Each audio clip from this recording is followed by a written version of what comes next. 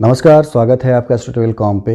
और ग्रहों के गोचर जो हैं वो किस तरह से आपके जीवन को प्रभावित करने जा रहे हैं आने वाले समय में, यानी मार्च के महीने में, उस पर ही आधारित ये वीडियो है। तो आइए देखते हैं।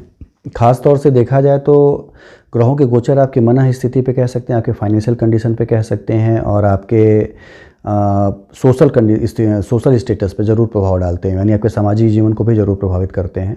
तो गोचर जो है आपकी चंद्र राशि पे आधारित, तो ये पहले मैंने बताया है कि यदि चंद्रमा आपके किस राशि में, यदि आप धनु राशि के हैं, चूँकि धनु राशि की वीडियो है कि उनका कैसा गुजरेगा, तो धनु राशि के लिए 9 अंक पहले से निर्धारित है और उसमें यदि चंद्रमा आपका है तो आपके लिए वीडियो है, ज़रूर आपको एक फ़ायदा देगी ये वीडियो, और आगे काम करने की एक प्रेरक शक्ति भी देगी आपको, और सजग रहने की ये भी शक्ति आपको देगी। तो आइए देखते हैं कि धनु राशि के लिए कालचक्र की जो 9वीं राशि है कैसा गुजरेगा आने वाला समय। तो धनु राशि जो होती है वो द्विस्वभाव राशि होती है, यानी निर्णय लेने में ये थोड़ा देर करते हैं कह सकते हैं। यानी निर्णय तब वो लेते हैं जबकि उन्हें लगता है कि लाभ ही लाभ है, फ़ायदा ही फ़ायदा है, बहुत नुकसान नहीं है। तो ये द्विस्वभाव राशि होने से निर्णय देर से लेने में कभी कभी सफलताएं मिल भी जाती हैं, बहुत ही बेहतर मिलती हैं, जो कि लोग नहीं पा पाते हैं। कभी कभी निर्णय देर से लेने से अच्छी चीज़ें छूट भी जाती हैं। तो आपको ये खुद एक दूरदर्शिता लानी होगी कि चीज़ें कितनी तेज़ी से निर्णय लेके हमें पानी है। तो द्विस्वभाव राशि का ये गुण जो है इन्हें कभी कभी काफ़ी बेहतर ऊंचाई पे पहुंचा देता है, और कभी कभी कुछ मौके इनके हाथ से छूट जाते हैं। तो इन्हीं का कैसा गुजरेगा आने वाला मार्च महीना, आइए देखते हैं। गोचर की यदि हम बात कर लें तो गोचर जो है खासतौर से दूसरा भाव जो इनका है उसमें शनि जो और बृहस्पति शनि खुद की राशि का और बृहस्पति नीचभंग बना के यहाँ पड़ा रहेगा। तीसरा भाव जो है इसमें शुक्र और बुध रहेगा, और शुक्र जो है 17 मार्च के बाद से इनके चतुर्थ भाव में रहेगा, अपने खुद की राशि क्या कह लें, उच्च की राशि में, यानी मीन राशि में। सूर्य भी यहाँ पे 14 मार्च तक तृतीय भाव में रहेगा, उसके बाद 14 मार्च से लेकर फिर 31 मार्च तक कह सकते हैं, पूरे मार्च भर कह सकते हैं, ये रहेगा आपके चतुर्थ भाव में शुक्र के साथ। मंगल और राहु जो हैं यहाँ पे कंगारक दोष बनाएंगे आपके छठे भाव में, और ये थोड़ा प्रॉब्लमेटिक हो सकता है आपके लिए। केतु जो है आपके 12वें भाव में रहेगा, जो कि ये हालांकि ये अप्रैल 22 तक चलने वाले हैं, ऐसे राहु केतु का ये योग जो है, तो ये ऐसे ही बने रहेंगे। राहु और केतु अकेले यदि रहते हैं छठे या 12वें या 8वें भाव में तो बड़े अच्छा फल देते हैं, या तीसरे भाव में हो या फिर आपके दशम भाव में तो बड़ा अच्छा फल देते हैं। लेकिन मंगल का अंगारक दोष जो है ये थोड़ा आपको प्रभावित कर सकता है आने वाले समय में।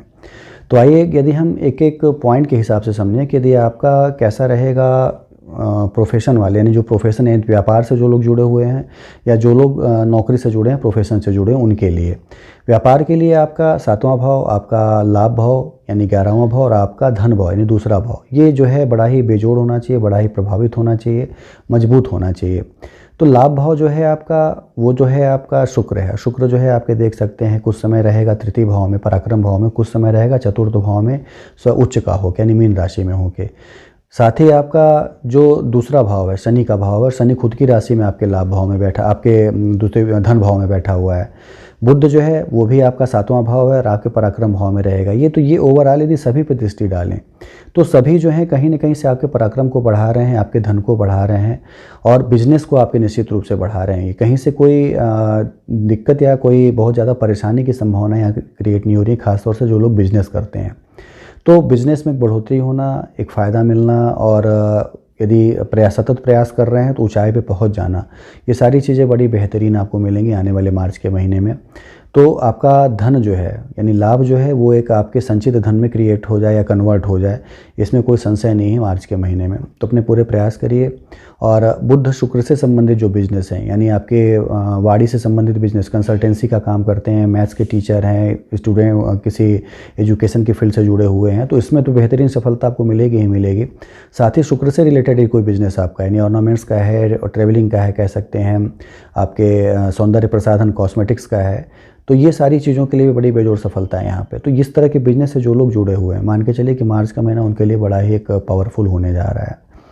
साथ ही यदि हम नौकरी की बात कर ले तो नौकरी आपका दशम भाव मजबूत होना चाहिए। बुध को मैंने पहले ही बताया कि आपका दशम भाव भी लॉर्ड जो है वो बुध है, और वो आपके पराक्रम भाव में बैठा हुआ है, तो निश्चित रूप से बड़े ही शानदार फल देगा यहाँ पे आपके पराक्रम को बढ़ाना। और बुध जब भी दशम भाव से रिलेटेड हो तो निश्चित रूप से सरकारी सहयोग के द्वारा अच्छी जगह पे जाना ये दिखाता है, ये इंगित करता है। तो व्यापार के लिए या नौकरी के लिए, दोनों लोगों के लिए एक बेहतर अवसर है। उन्नति होना, जो चीज़ें चाहिए वो चीज़ें मिलना, ये सारी चीज़ें इस महीने होने जा रही हैं। प्रयास आपको पूरे अपने करने हैं, प्रयास में कोई कमी नहीं लानी है। बार बार कहता हूँ कि भाग्य तभी सफल होता है जबकि कर्म की बैसाखी उसको मिली रहे। तो कर्म जरूर करिए आप, तो भाग्य आपके साथ चलेगा, निश्चित रूप से पराक्रम आपका ज़रूर बढ़ाएगा, छोटे भाई बहनों से संबंध बड़े मधुर कराएगा आपकी, ये सारी चीज़ें इस महीने मिलने जा रही हैं। तो व्यापार के लिए, नौकरी के लिए समय बेहतर है, खासतौर से धनु राशि के लिए। यदि हम बात कर लें पारिवारिक जीवन, दाम्पत्य जीवन की, तो पारिवारिक जीवन यानी आपका सेकंड हाउस जो है वो मजबूत होना चाहिए, आपका 7वां भाव दाम्पत्य जीवन के लिए मजबूत होना चाहिए। तो ये दोनों भाव आप देखेंगे मजबूत हैं, जिसमें पारिवारिक जीवन में माता पिता हैं या बच्चे हैं या चाचा चाची हैं, सारे लोग मिलकर संयुक्त जो परिवार बनाते हैं। इसमें बृहस्पति का वहाँ पे होना, शनि का खुद के घर का होना, बृहस्पति का नीचभंग होना, ये एक अच्छी हारमोनी, एक अच्छी कंपेटेबिलिटी दिखाता है, एक उत्सव का माहौल बनाता है। साथ ही तृतीय भाव में शुक्र और बुध का होना ये दिखाता है कि छोटे भाई बहनों से संबंध बड़े अच्छे रहेंगे, वाणी बड़ी मधुर रहेगी आपकी, जिससे कि आपको लाभ बड़े अच्छे मिलेंगे एक सामंजस्य बैठाने में। दाम्पत्य जीवन के लिए भी आप यही कह सकते हैं, यानी आपका पारिवारिक जीवन, दाम्पत्य जीवन, बिजनेस का जीवन कह लें, सर्विस का जीवन, ये एक बेहतर गुजरने वाला है आने वाले महीने, मार्च के महीने में। तो धनु राशि के लिए कह सकते हैं, हालांकि वृश्चिक राशि की भी मैं बात कर रहा था, उनके लिए थोड़ा प्रॉब्लमेटिक था कह सकते हैं, तुला राशि के लिए ज़्यादा प्रॉब्लमेटिक था आने वाला समय, लेकिन धनु राशि के लिए कह लें एक अच्छा समय है, बेजोड़ समय है। पूरे कर्म करिए, पूरे फल के पाने के लिए प्रयास करिए, चीज़ें ज़रूर आपको अच्छी मिलेंगी। तो ये आपका 2 पॉइंट हो गए आपके, यानी बिजनेस और सर्विस, आपका दाम्पत्य जीवन और आपका पारिवारिक जीवन। इसके बाद यदि हम आपके हेल्थ को ले लें और ट्रैवल को ले लें कि हेल्थ कैसा रहेगा आपका, ट्रैवल कैसा करेंगे आप, तो हेल्थ के लिए आपका लग्न भाव, यानी आपका जिसमें जो राशि आपकी तनु भाव जिसको कहते हैं, वो मजबूत होना चाहिए। साथ ही आपका छठा भाव ये मजबूत होना चाहिए। यहाँ पे थोड़ी प्रॉब्लम होने जा रही है, क्योंकि आपका जो राशि का भाव है वो आपसे दूसरे भाव में बैठा हुआ। दूसरे भाव को कभी कभी मार्केश भी कहा जाता है, मारक भाव भी कहा जाता है। इस पर एक विस्तृत वीडियो बनेगी, मार्केश क्या होता है और कैसे असर डालता है। तो फिलहाल से लग्न का द्वितीय भाव में बैठ जाना, शनि के साथ बैठना थोड़ी हेल्थ की प्रॉब्लम दे सकता है, और उससे ज़्यादा समस्याएं उत्पन्न करेगा राहु और मंगल का अंगारक दोष, जो कि आपके छठे भाव में रहेगा।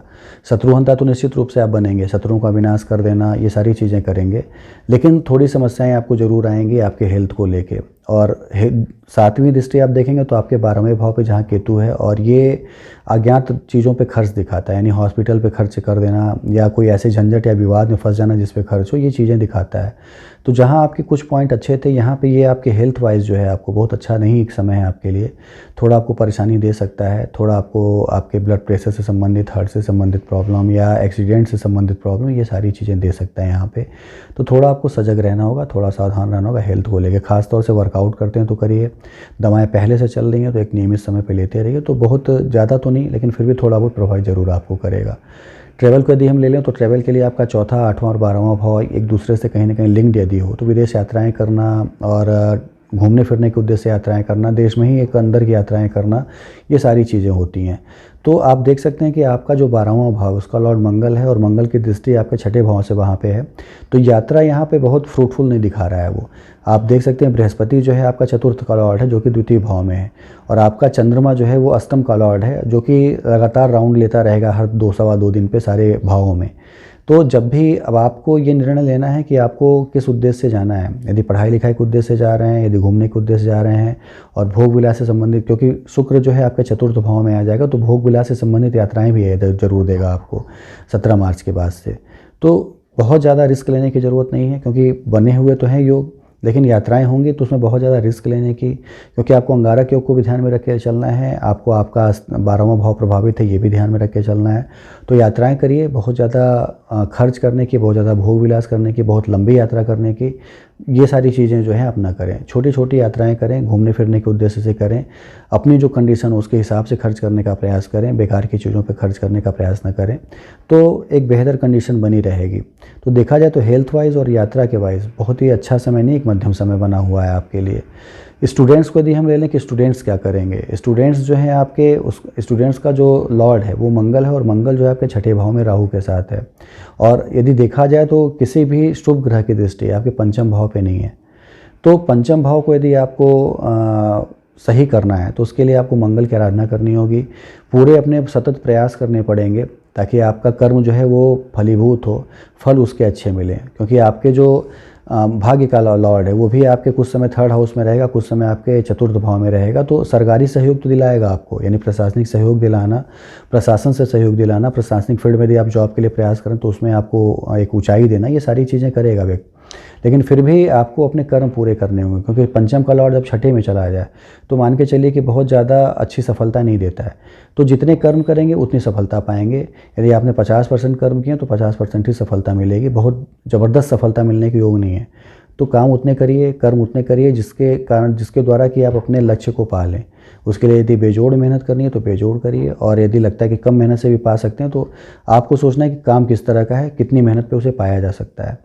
तो मेहनत का कोई कह सकते हैं ना, कोई उसका ऑप्शन नहीं है। और मेहनत आप करते हैं तो निश्चित रूप से सफलता आपकी तय है। भाग्यवश बहुत सफलता नहीं मिलेगी आपको इस महीने में। तो ये सारी एक ओवरऑल कुंडली थी आपके लिए कि क्या होगा धनु राशि के लिए।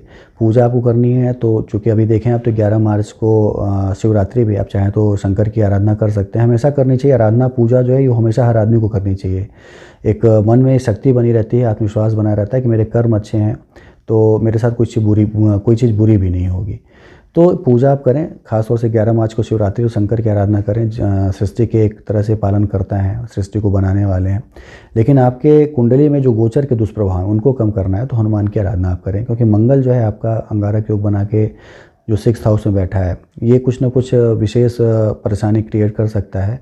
तो मंगलवार को हनुमान जी के यहाँ जाएँ, उनको तुलसी की माला चढ़ाएँ आप, और साथ ही हनुमान अष्टक का पाठ यदि कर सकते हैं, बजरंग बाण का पाठ कर सकते हैं, जो भी आपको याद हो या जो इजीली आप सब पढ़ सकते हैं वो ज़रूर करें। हनुमान को प्रसन्न करने का यदि आप प्रयास करें, निश्चित रूप से मंगल के दुष्प्रभाव या हेल्थ वाइज जो आपको समस्या आने वाली है या ट्रेवलिंग में जो समस्याएं आने वाली हैं, इसमें निश्चित रूप से कमी आएगी। और शुभकामनाएँ हैं मेरी कि सारी चीज़ें जो आप पाना चाहते हैं पाएँ, व्यापार में या नौकरी में या हेल्थ वाइज कह लें, सभी में आपके एक बढ़ोतरी हो, चीज़ें सुगम बने आपके लिए, अच्छी ऊंचाई आपको मिले। मेरी शुभकामनाएं आपके साथ हैं। धन्यवाद।